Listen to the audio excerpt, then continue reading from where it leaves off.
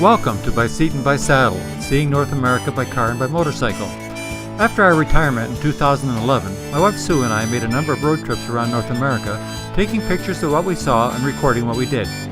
Thinking our experiences might be useful to others planning similar road trips, we decided to preserve and share our travel diaries.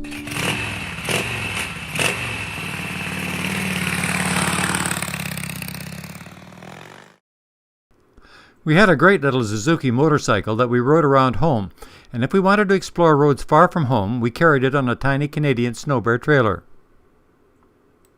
In preparation for further distance traveling, I replaced the pillion cushion on the rear fender of the motorcycle with a garden tractor seat so that Sue would be completely comfortable over the many hours we spent on the bike. I also fastened some plywood walls and a roof to the trailer and installed a wash basin and a portable toilet to make us completely independent. We towed the trailer and motorcycle with the small 1.8-liter Pontiac Vibe.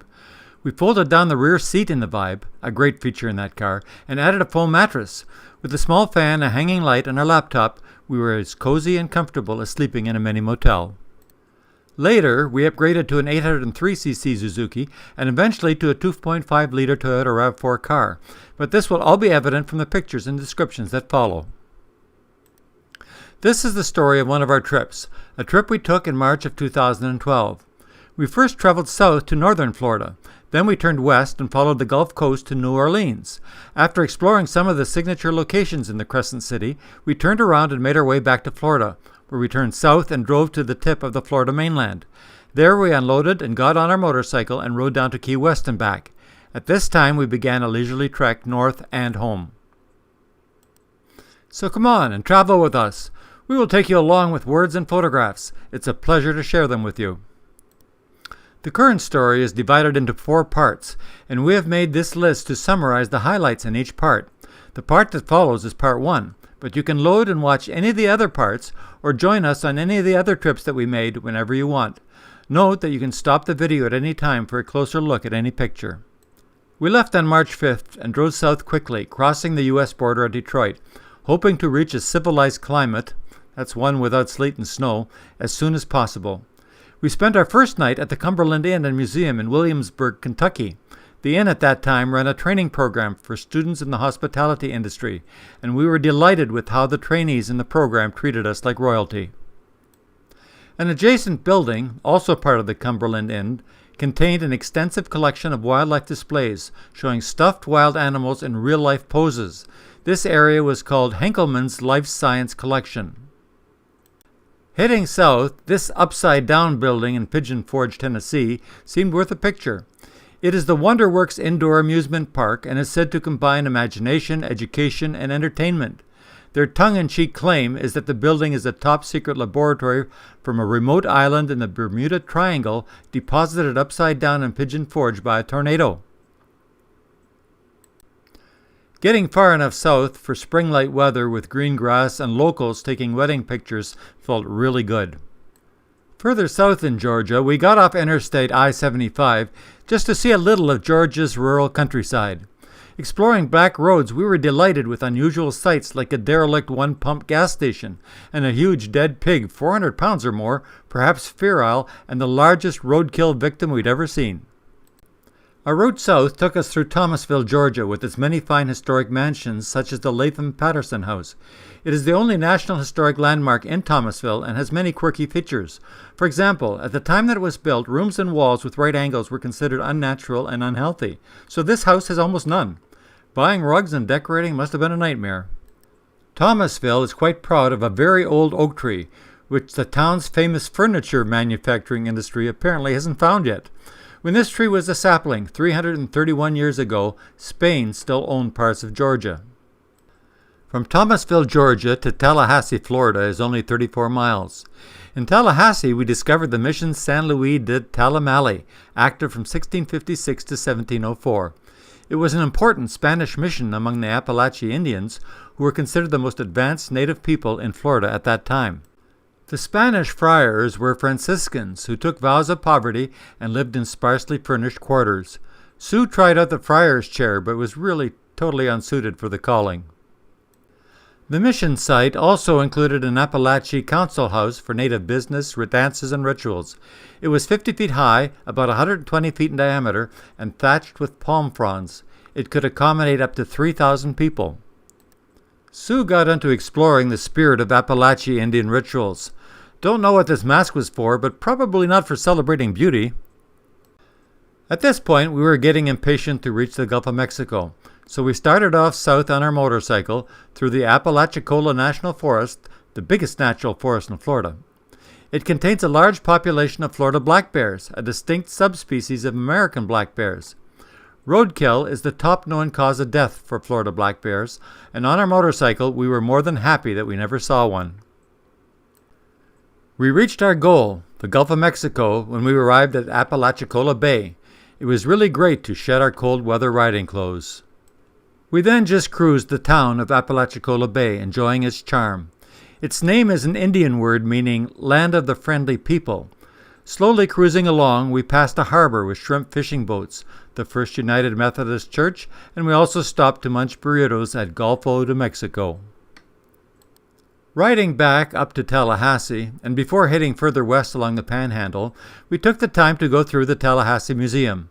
It was the most diverse museum we had ever visited. It included cypress swamp, enclosures with farm animals, a wide range of wild animals, and even historical Florida buildings.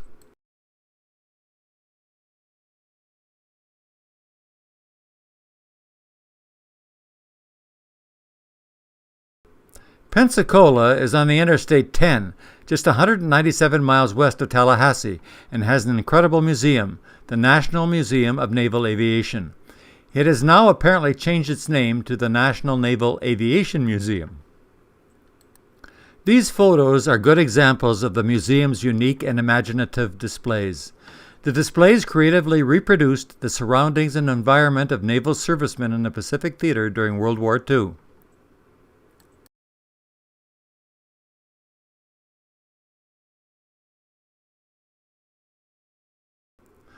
So, what was the mightiest airplane of the day in 1918? It was the Curtiss NC-4 flying boat. It made history as the first airplane to cross the Atlantic Ocean. The transatlantic leg of the trip started on May 16, 1919, from Trapassi Bay in Newfoundland. Newfoundland was then not yet part of Canada.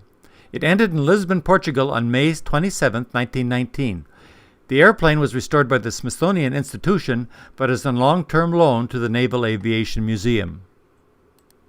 The NC-4 was powered by 4 Liberty 12 engines. The Liberty 12 was a 1,649 cubic inch displacement, water-cooled engine. That's 27 liters, with 12 cylinders in a V configuration. It weighed 849 pounds and produced 395 horsepower. After World War I, leftover surplus engines were used during Prohibition to power rum-running speedboats. A few were even still available at the start of World War II and installed in some British and Russian tanks. During World War II, Grumman F-4, F-3 Wildcat fighters were widely successful carrier-based aircraft and were used at Midway and Guadalcanal. The specific aircraft at the Naval Museum sank in Lake Michigan in 1943 during a carrier training exercise. It was recovered from the bottom of the lake after 48 years underwater and rebuilt. It looked as if it could have been taken outside and actually flown. Sue is standing beside an SB-2U-2 Vindicator, another one of the 300 airplanes lost in Lake Michigan during World War II. Like the F-4, F-3 Wildcat, it too sank during a carrier training exercise in 1943. It was raised in 1990 and rebuilt by the incredible restoration craftsmen at the museum. This fighter is a Japanese N-1K2 Shiden-Kai, codenamed George by the Allies, and flown by the 343rd Kokutai, a squadron of top Japanese fighter pilots. On the fuselage, a pilot had etched the words, "Though my life may end over the South Pacific Ocean, my thoughts turn to the many springs gone by and those yet to come." We found it quite moving. These are photos of a PBY-5B Catalina flying boat that was cut away to show students and visitors its equipment and crew positions. It was fascinating.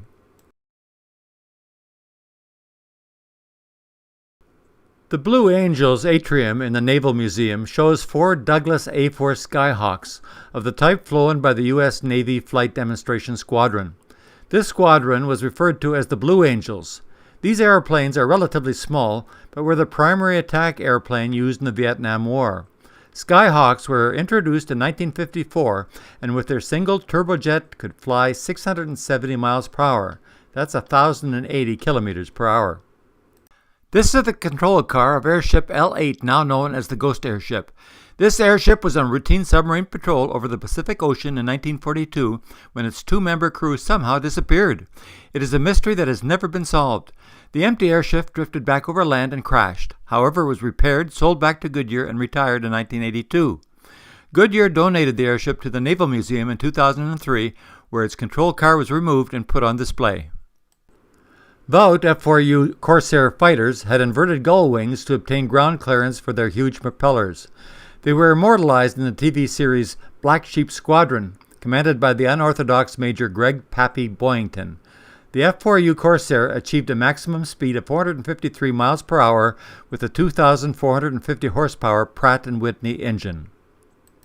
The McConnell Douglas F-4 Phantom II jet is said to be among the best and most widely used military aircraft ever built. It established 12 world speed records in speed, altitude, and climb rate between 1959 and 1962. In our view, the most outstanding accomplishment of the U.S. space program was the Apollo 15 exploration of the Moon. A display in the museum depicts this event with the figure of astronaut James Irwin on the Moon planting the U.S. flag beside the lunar roving vehicle. This is the end of Part 1. In Part 2, we finish our exploration of the Florida Panhandle and then continue to make our way west along the coast of the Gulf of Mexico through Mississippi and Louisiana. In New Orleans, we investigate some of the city's highlights before heading back east towards Florida. On the way, we happen upon a St. Patrick's Day celebration in Biloxi, Mississippi. When we get to Alabama, we take a small motorcycle jaunt to Dauphin Island and later have lunch at the famous Lambert's Café in Foley.